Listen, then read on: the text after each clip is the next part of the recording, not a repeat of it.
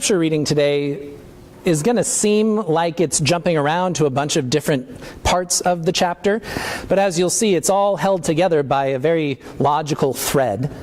So our reading today is from Matthew chapter 13, verses 1 through 10, then verses 31 through 35, and then verses 44 through 46. If you would like to follow along in your pew Bibles, you'll find the reading beginning on page 846.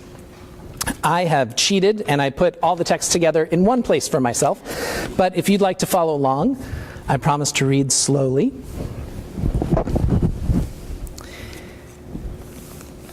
And we start by hearing who this teaching is addressed to.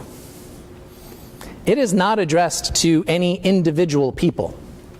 It is addressed to an entire community, an entire group of people. That same day, Jesus went out of the house and sat beside the sea. Such great crowds gathered around him that he got into a boat and sat there while the whole crowd stood on the beach. And he told them many things in parables, saying, "Listen, a sower went out to sow. And as he sowed, some seeds fell on the path, and the birds came and ate them up. Other seeds fell on the rocky ground, where they did not have much soil, and they sprang up quickly, since they had no depth. But when the sun rose, they were scorched, and since they had no root, they withered away. Other seeds fell among thorns, and the thorns grew up and choked them. Other seeds fell on the good soil and brought forth grain, some 100-fold, some 60, some 30. Let anyone with ears listen." Then the disciples came and asked him, "Why do you speak to them in parables?" He answered, "To you it has been given to know the secrets of the kingdom of heaven. But to them it has not been given. For to those who have, more will be given, and they will have an abundance. But from those who have nothing, even what they have will be taken away. The reason I speak to them in parables is that seeing they do not perceive, and hearing they do not listen, nor do they understand." He put before them another parable. "The kingdom of heaven is like a mustard seed that someone took and sowed in his field. It is the smallest of all the seeds, but when it has grown, it is the greatest of shrubs and becomes a tree, so that the birds of the air come and make nests in its branches." He told them another parable. "The kingdom of heaven is like yeast that a woman took and mixed in with 3 measures of flour until all of it was leavened." Jesus told the crowds all these things in parables. Without a parable, he told them nothing. This was to fulfill what had been spoken through the prophet. "I will open my mouth to speak in parables.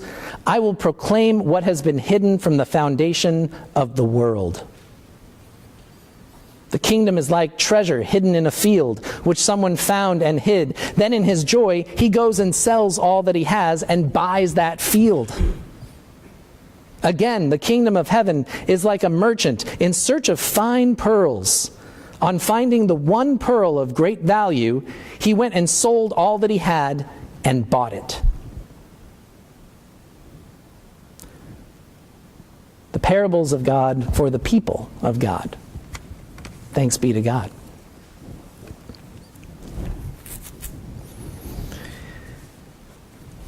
Melissa Florer Bixler is a Mennonite pastor in Raleigh, North Carolina. And she gives us a quick and easy way of understanding all these very strange, complex parables that we just heard. She wrote an article in Sojourners magazine back in November, and she wrote this: "Lamps and debt, a friend in the night, and a sower of seeds. Wine, nets, pearls, weeds, treasure. What is the kingdom of God like?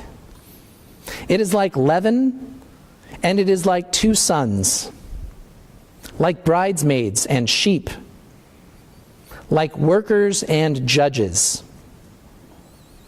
In the 37 times that Jesus describes the reign of God in the Gospels, not once is the kingdom of God like a kingdom of earth.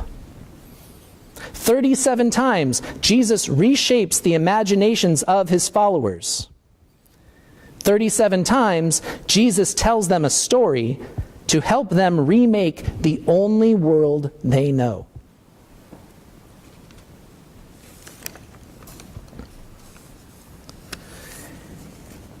Jesus shares these images with his followers.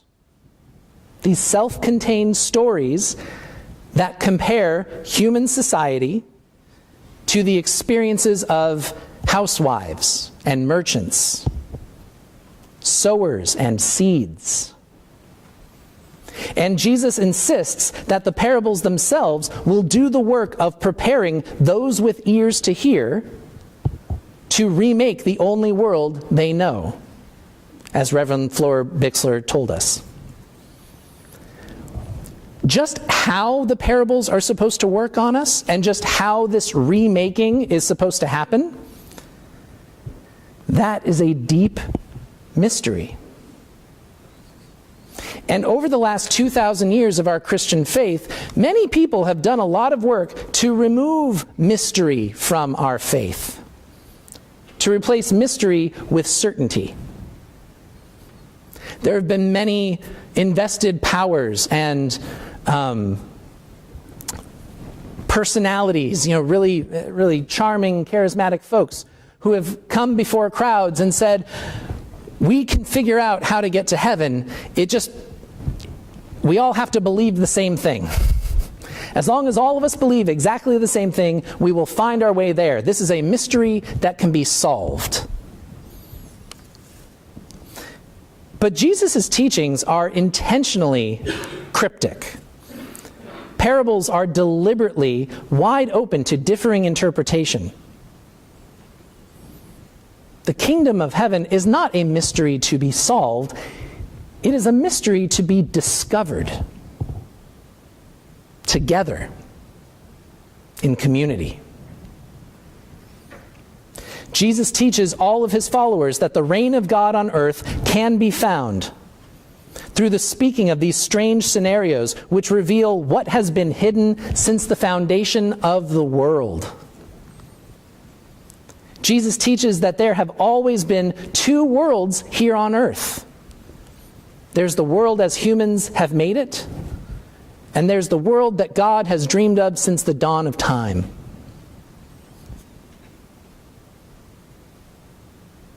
The kingdom of heaven is both already here, present from the very beginning, and it has also not yet arrived. The parables are designed to sound ridiculous and confusing to the casual observer. But to those with ears to hear, the parables create a doorway that can bring us directly into God's beloved community.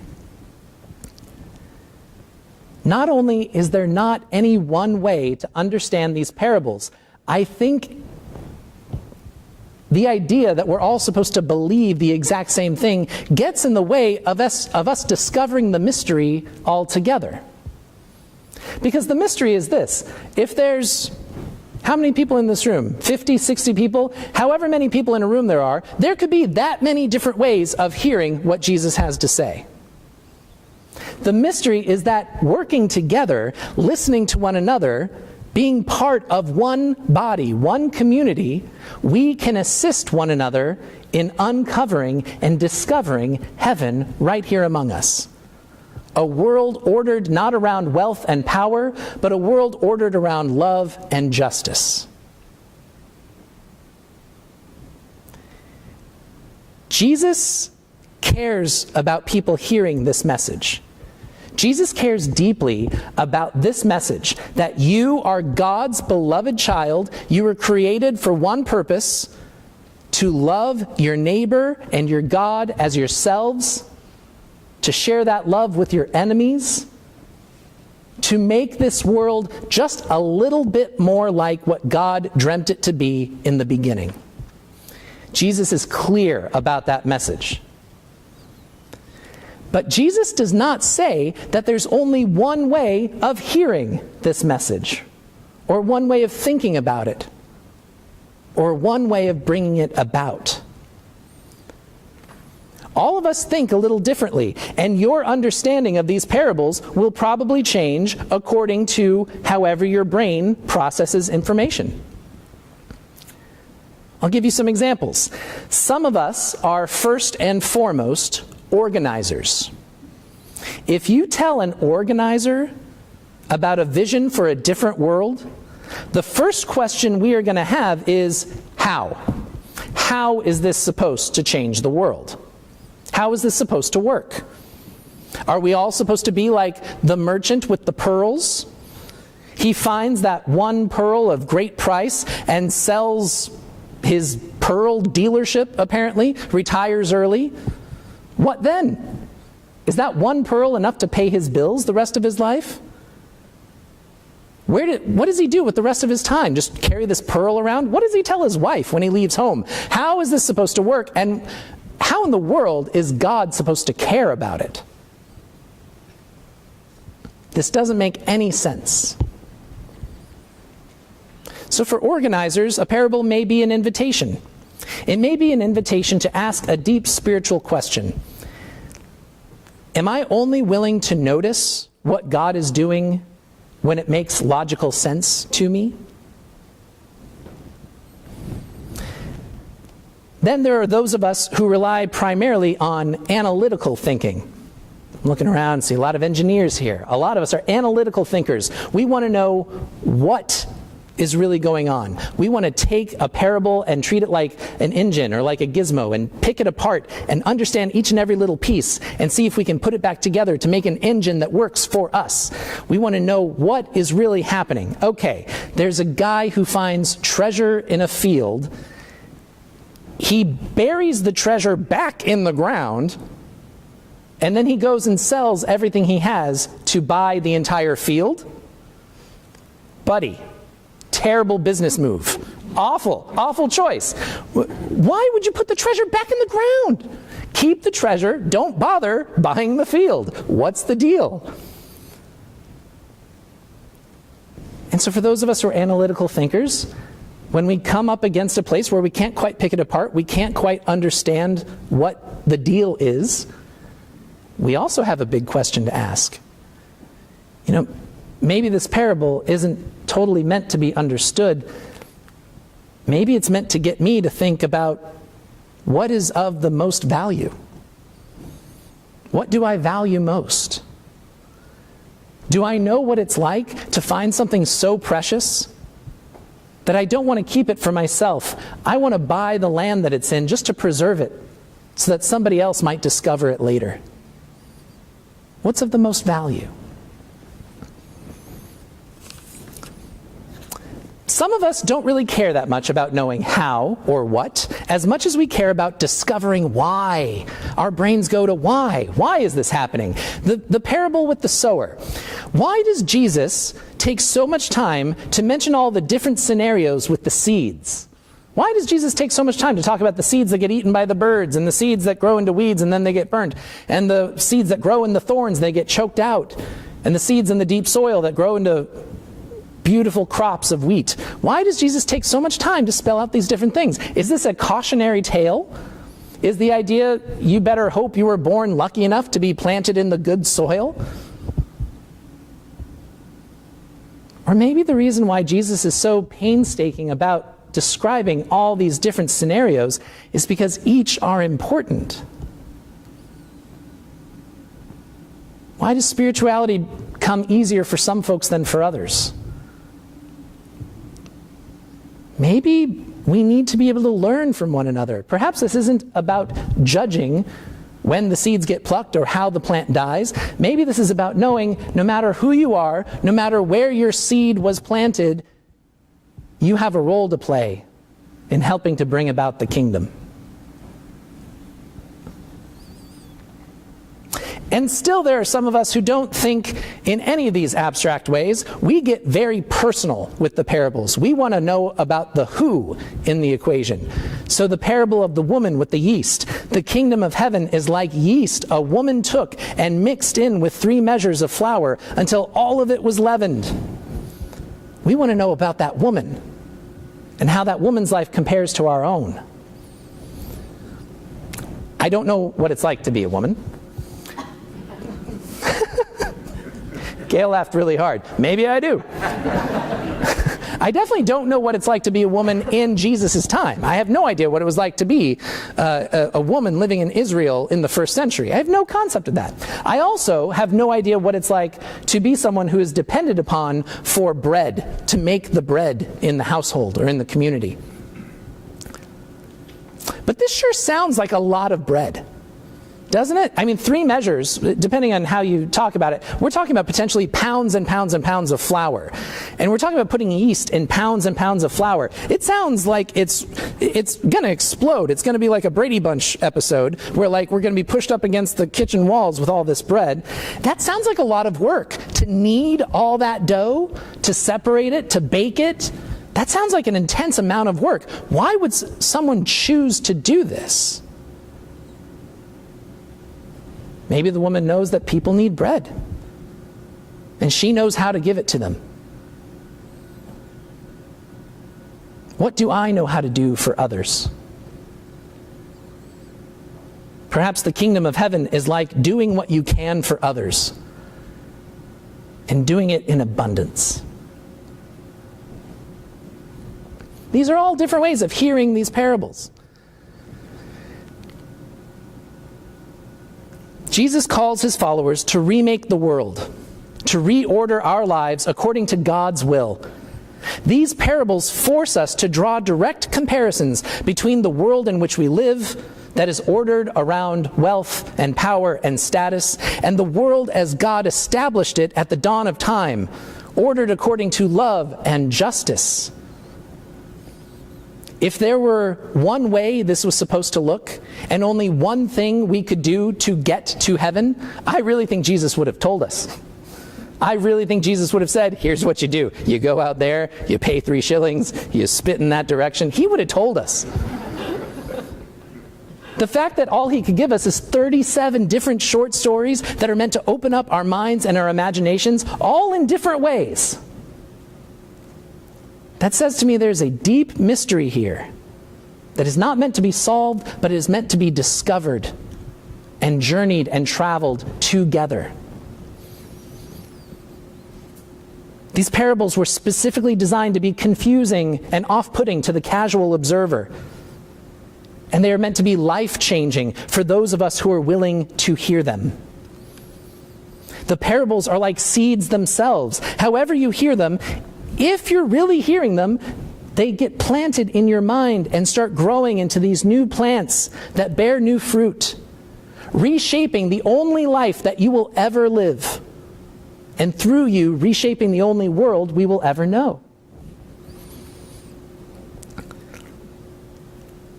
The parables of God's hidden reality on earth promise us we do not have to accept the way the world is currently. There are entirely different worlds within worlds waiting to be born, which we help to bring to life every time we make a choice.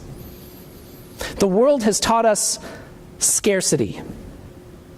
God teaches us generosity. The world has taught us judgment and retribution. God teaches us forgiveness and reconciliation. The world teaches us it's okay to toss away the people who are different from us. God reminds us that we are only as safe and secure as the stranger in our midst. The world has taught us to think little of ourselves and suspect the worst from others. And God teaches us that you are created for one purpose, to be beloved, to be blessed, and to share blessedness with your neighbor. There's another really important thing that we have to hit on here. The world has somehow taught us individuality. It's great to be an individual. I'm so glad we live in a world where all of us can walk into a space and just be proud of who we are as an individual. It's great. But salvation is not an individual project. Discovering the kingdom of heaven, going to the depths of where God calls us to be, is not an individual thing we can do. That's communal work. That is work that can only be done together. corporately. We live in a world that every single one of us, we are told day in, day out, whatever happens, it's on you. We are told it's on you to have a job and raise your kids. Make sure they don't grow up to be psychopaths. Take care of your parents while you're taking care of your kids. Be a good friend and a good neighbor. Do more for others. Give more money. Sacrifice more. Be a better person. If you don't do it, we are all doomed. Is this sounding strange to anybody? You don't need me to tell you this. You live in this world. You are told all the time what you are responsible for and what's going to come crashing down if you fail to own up to your responsibility. That's what the world teaches us. But what God teaches us is that we are put on this earth not to be alone, not to put things on our own shoulders, not to take things on all by ourselves, not just to do more and give more while the well is already running dry, but to choose differently. To choose to approach life and life's problems as community. The more people we invite to share in this work, the less is put on any of our shoulders. When we share the responsibility, we share the power, we share the reward. And it's in that shared living that we find heaven among us. Now, it's already here. You can't do more to build heaven on earth. It's been here the whole time. It's not about more. It's about choosing differently. The mystery is not solved by insisting that there is only one way to hear or interpret these visions. The mystery is found in sharing a sense of wonder. A sense of wonder that more is possible in this life. All we have to do is listen to people we don't agree with and have conversations with people who aren't like us. The mystery these parables invite us into is the deep knowledge that we are capable of making and remaking life as we know it. It's something we do every single day, consciously or unconsciously. And by working with one another, we can find ways of filling this world with more light, more love, discovering hidden treasure, unearthing ancient wisdom, together. It's a gift we've been given. It's an ability that each and every one of us possesses. It's a responsibility we all share. You are each called to be God's co-creators. So let me ask you, how do you think God wants this world to be ordered?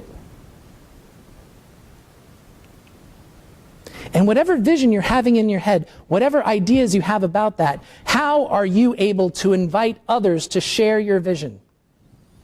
To join in the communal work of making this happen? Our church council, with input from all of our other various committees, they have provided us with yet another parable that we will go to annual meeting to consider together. The elected leaders of our church, representing many different viewpoints, many different ways of thinking, many different agendas, they are offering us all an opportunity to reshape our collective imagination, a vision that could empower us to work together and remake our world, starting right here with our little church on the corner. The parable they offer goes like this. The reign of God is like a welcoming community, anchored in love and growing in faith. A resting place on a long and uncertain journey that inspires spiritual growth, nurtures families, and embraces our wider community. No matter who you are, no matter how you think, no matter what you may believe, you are welcome here.